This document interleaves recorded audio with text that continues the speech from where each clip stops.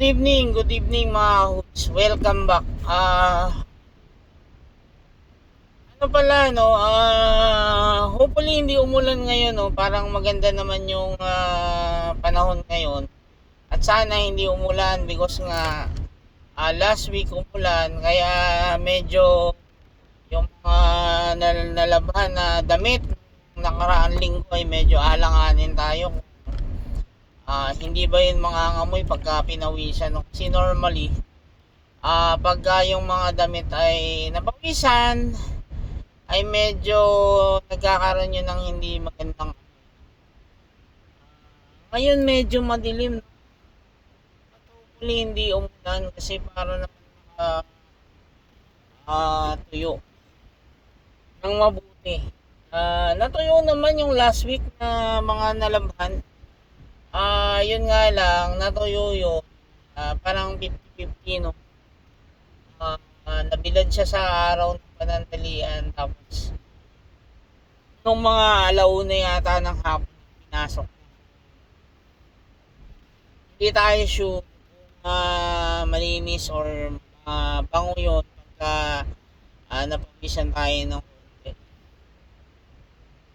So bukas, ang plano natin talaga ay mag-start na ano, no. Actually may naiwan ako mangga doon sa taas. So siguro mga 3 piraso yata yun. May naiwan ako mangga doon na 3 piraso na possible kukuhanin ko na yun bukas. Yun nga ang worry ko, baka nga bulok na siya kasi nga yung isang kasabayan niyang mangga ay ano na, medyo medyo nahulog na nung bumabagyo nahulog na siya. So since sabay-sabay yung mga yon, ang possibility baka nasira na siya, no, sira na rin or nabulok na. Kung hindi man ay probably hinog na yun ngayon sa ngayon. So, titingnan natin. And then ano rin tayo no, ha-harvest na tayo nung initial. Yung initial na bunga ng avocado ay i-harvest na natin kasi nga may isang malaking sanga doon na unfortunately naputol siya no. Nabali siya no malakas ang bagyo. So, since marami yung bunga, ang daming nasayang doon. Ang daming nasayang. So, hindi na rin natin inaakyat because nga sobrang ulan ng mga past few days. Diba? Halos almost the whole week ay medyo malakas yung ulan. Kaya hindi na natin nakuha siya. In fact, naririnig natin siyang lumalagap sa and then kung nabasa nyo ay ang basa natin ay maraming magtataasan. Actually yung palitan ng dollars ngayon ay 58 plus na no. From 57 no, 58 something na, more than 58 pesos na yung so bumababa yung halaga ng piso. Kulang pa yung supply ng kuryente dahil dun sa mga pumalyang mga power producer. So that's why ini-expect natin coming June medyo mataas yung magiging kuryente natin. At the same time, nabanggit ko rin sa unang mga videos ko na yung OPEC ngayong June ay magpapatupad na naman ng panibagong bawas produce ng magbabawas na naman sila ng production ng oil. Yun nga na mention ko sa inyo na ang reason nun ay ayaw nilang manalo si Biden sa incoming election sa US kasi nga medyo hindi maganda yung kasi parang feeling ng mga ay especially itong mga Middle East, yung Saudi Arabia, Qatar, feeling nila ay hindi mapapagkatiwalaan at hindi maganda yung credibility ni Biden no? as President of the US. So gusto nila na kaya sila nagbawas ng gasoline is because gusto nila na tumaas ng tumaas yung price ng gasoline doon sa US para hindi manalo si Biden this coming election. So, unfortunately, dahil sa pagbabawas nila ng gas na yon ay apektado rin tayo. No? Ang Pilipinas is affected din ng mga ganong issue. Apektado yung Philippines, so in-expect natin by June ay medyo tataas yung price ng gasoline, tataas yung price ng electricity. Several times na, no, especially this week at saka yung last week, several times na naging critical yung supply ng kuryente, yung impact na kuryente dito sa Luzon and sa Mindanao. Even Visayas yata parang narinig ko rin na nag-critical din sila doon. So, anong ibig sabihin na nag-critical? So, ibig sabihin, nagnipis yung reserve na energy dahil nga may mga pumalyang mga power producer. Meron ding because of the effect of Typhoon Agun. So, nagbawas ng at alam naman natin, i-apply na naman natin yung law of supply and demand. Pagka mababa yung supply, mataas yung demand, ay mataas yung price ng energy. In fact, last week, tsaka this week, ay inadvisean na nila yung mga malalaking malls, di ba? Yung malalaking malls, malalaking mga commercial building na gamitin yung kanilang generator, no? At wag umasa doon sa Meralco or sa Napocor, wag umasa doon ng supply ng because nga very limited ngayon yung supply ng power, napakanipis. At kung gagamit pa sila ay maaaring magkaroon ng rotational brownout dito sa Metro Manila and even to some city outside Metro Manila like Cebu, like Davao, like Jensan, mga ganon. Kaya kailangan magtipid sa kuryente. Good thing naman dahil medyo umulan na at nabawasan yung init, no? Kasi ang hirap matulog talaga ng mainit. But nabawasan lang yung init actually, no? Kasi kahit gabi ramdam mo, no? Kahit umuulan, pinapawisan ka, no? So ibig sabihin, kahit pa dineclare na tagulan na ng Pag-asa this week or 2 days ago, ay ganun pa rin, no? Ramdam mo pa rin yung init. Pero mukhang ang pangit ng ang dilim dito sa may parting Pantipolo. So most probably uulan yan. Hopefully hindi kasi Diyos ko, babaho yung mga damit.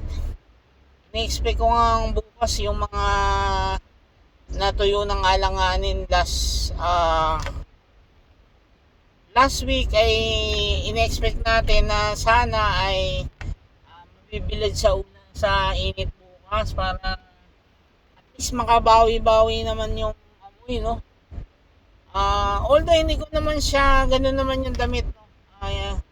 Minsan maasim na talaga siya at minsan naman hindi siya maasim katulad kahapon.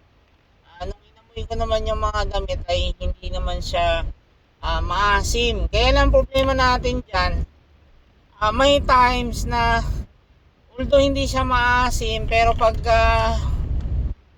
napawisan siya ng konti, di ba? Pag napawisan siya ng konti, umaasim siya. So sa ngayon pala, no, sobrang traffic ngayon. I don't know bakit. Pero sobrang traffic. Ah,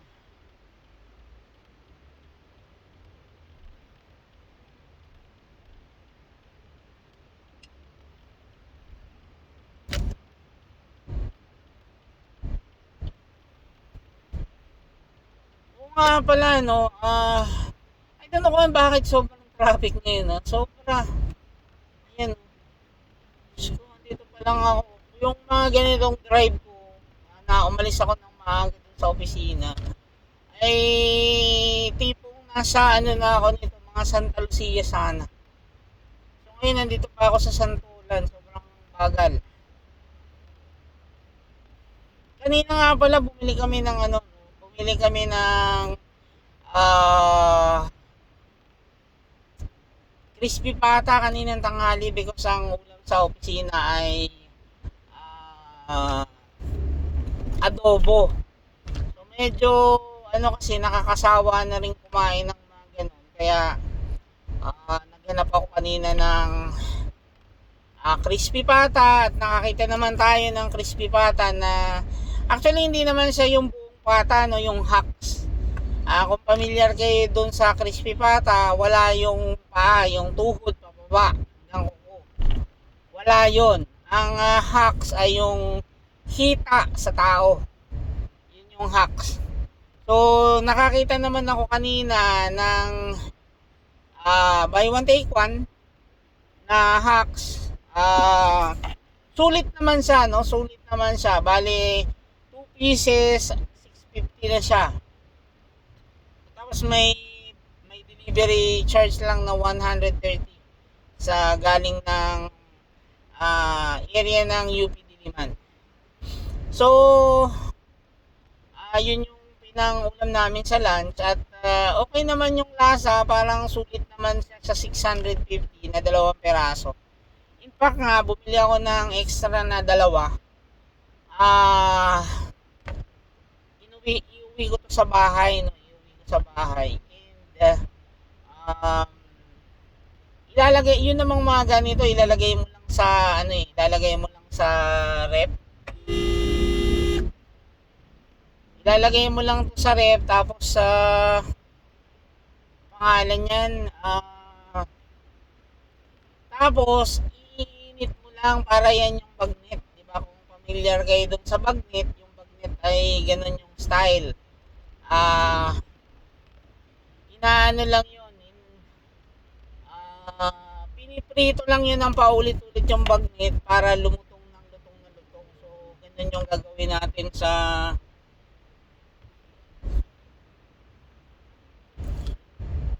ganun yung gagawin natin sa ano, sa pangalan yan, dun sa nabili natin na crispy pata. Para hindi siya one time lang na iano na ulamin. Pwedeng na 2 days siya na ulamin tapos mas crispier, no? Yung galing sa freezer tapos hindi mo na siya ituto. Ididiretso mo siya sa air fryer o kaya diretso sa kawali na may mantika sa wok. Ayun, medyo ano yun, magiging ano siya, mas crispy.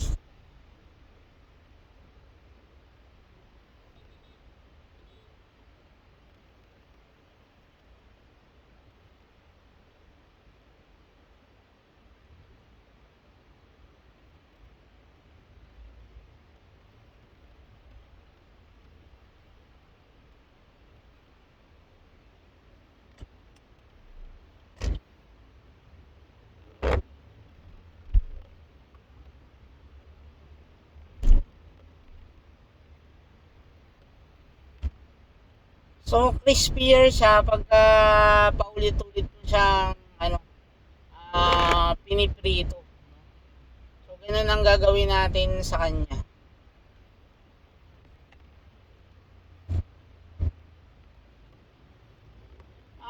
By the way, nag-declare pala na yung Pag-asa, no, kung narinig niyo sa TV.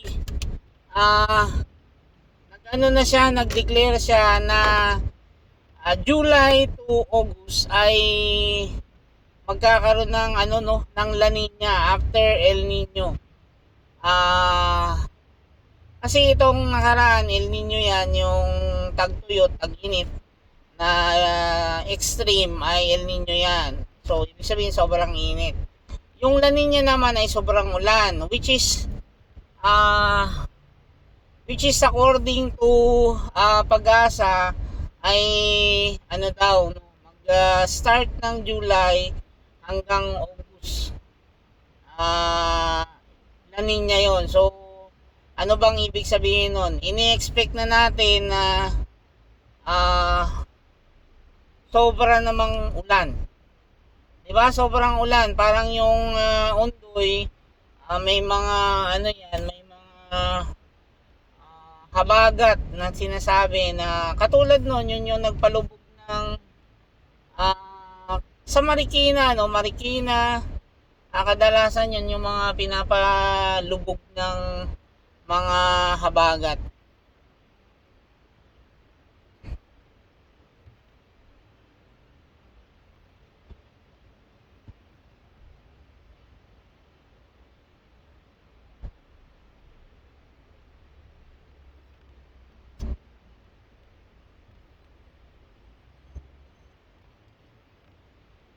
Grabe talaga itong isang ano.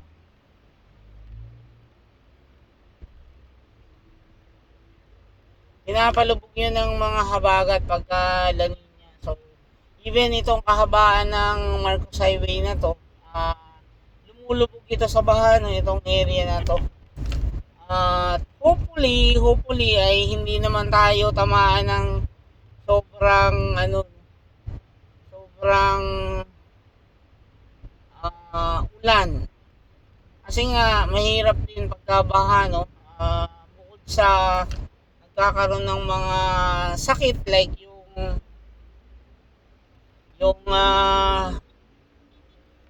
ihi ng daga, yung nakukuha natin doon ay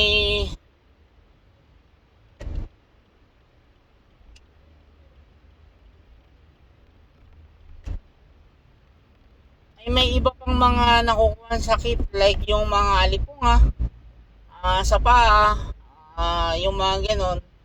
At ang pinakamalupit doon ay kung hindi passable yung mga daan, no? Kasi ito nga ang area ng ano na to, itong area ng Marcos Highway na to. Particularly itong mga santolan na to hanggang doon sa Pilinbes. Nag-aano yon, nagkakaroon doon ng baha na mataas, no? Bahang mataas. So alalasan hindi ito passable ay hindi tayo makakapasok, maaring ganun mangyari, no? But hopefully hindi naman, no? At saka pagka ganung mga period ay sobrang ano no, sobrang kadalasan maulan. Sorry, nawala kasi ako because dun sa mga sumisingit-singit na sasakyan, no? Since maulan nga, magbabaha yan at baka hindi passable, so hindi tayo makakapasok. So kadalasan ganun naman nangyayari pag may La Nina. At ang pinakamalaking epekto na ay dun sa mga alaga kong manok, no? Kasi marami akong alagang manok na mga heritage chicken. So ang possibility ay sisipunin na naman yung mga manok at marami na naman itong mamamatay. And since this year ay hindi ako nag-attempt na magpapisa, no? Hindi tayo nag-attempt na magpapisa ngayon kasi tinatamad na ako magparami. Gusto ko sanang ibenta na yung mga manok at gamitin na lang yung space para doon sa mga nabili kong halaman, no? Para ma-expose sila sa init. Kasi sa ngayon, sama-sama sila sa isang area because sila doon, naka-net. Para hindi sila kainin yung dahon nila ng manok kasi yun yung normally kinakamatay ng halaman pagka inumpisa lang silang kainin ng manok. I don't know kung bakit ganito ka-traffic. So expect natin na by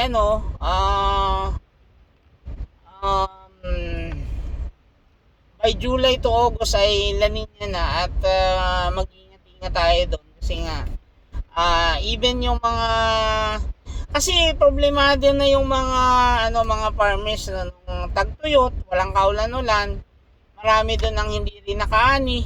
Kaya nga nagtaasan yung bigas from 40 something na naging 60 plus, 'di ba? So dahil 'yun sa El Nino. Ngayon naman ay nakapagtanim sila ng May. Ang problema naman ay yung aanihin nila lang supposed to be kasi ang anihan na susunod ay October, November, no? Yung susunod dapat na anihan na late na ngayon. Hindi sila nakapagtanim ng maaga at probably no, aabutin naman yan ng La Nina yan sa sobrang tagulan, babahain naman yan. But hopefully not kasi nga sobrang mahal kasi ng kung mapapansin nyo, sobrang mahal ng fertilizer ngayon because yung fertilizer kadalasan ay ang nagiging cost ng pagtaas niya na yung pagtaas din ng fuel because majority yung urea, musul ay yun byproduct ng natural gas, no? Halimbawa yung natural gas ay nire-refine. Pag nire-refine yun ay nakakakuha doon ng ng pwedeng gawing fertilizer which is yung nitrogen. Fertilizer like urea. So yun yung nakukuhang fertilizer doon at pag mataas yun ay mataas din yung fertilizer. Like ngayon, sobrang taas nun. Sobrang taas din ng fertilizer at yun yung kadalasan na pumapatay doon sa mga mga magbubukid. 'Di ba? Sa sobrang taas hindi nila kayang pantayan tapos ang baba ng Vietnam, Thailand sa rice. So namamatay yung mga magsasaka natin dito dahil nga wala ring tulong sa government, no? Walang tulong sa government. Agricultural country tayo and yet umaangkat tayo ng bigas sa sa Vietnam at saka sa Thailand. Ay alam nyo ba na yung Thailand at Vietnam ay dito nag-aaral sa IRI, dito sa UP, no, yung mga nag-aaral ng UP Los Baños, yung mga nag-aaral kung paano mag-develop ng rice na pwedeng hindi matakaw sa tubig para kung tagtuyot mabubuhay pa rin, at yun ding palay na hindi naman masyadong nalulunod sa baha, yung pwedeng magtagal sa ilalim ng tubig na hindi siya namamatay. So ganun yun.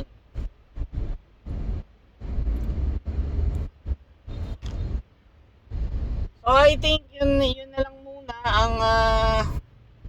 ang topic natin for tonight. At hopefully abangan ninyo yung ibang ipopost ko pa na pwedeng kapulutan ng aral, no? So yun na lang muna. Thank you thank you sa pag-support sa mga videos ko. Medyo po lang ngayon yung mga dashboard ko dahil nga nag-live tayo yung live natin ay hindi kumikita yun. Actually wala yung kita kay Meta. So yung mga recorded videos lang ang meron, kaya hindi muna tayo nag-live at nag-video muna tayo ngayon, nag-record muna tayo. Kasi lumaki na yung earnings ko last May,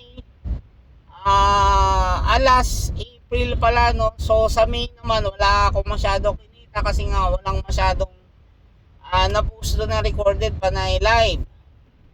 So since walang kinita, recorded, balik tayo sa recorded muna. So yun lang muna. Thank you sa thank you sa support Especially yung mga kababayan ko sa Pitugo at saka yung mga FB friends natin. At yung mga dating tao natin sa kabilang company at saka hindi dito sa bagong company. So thank you and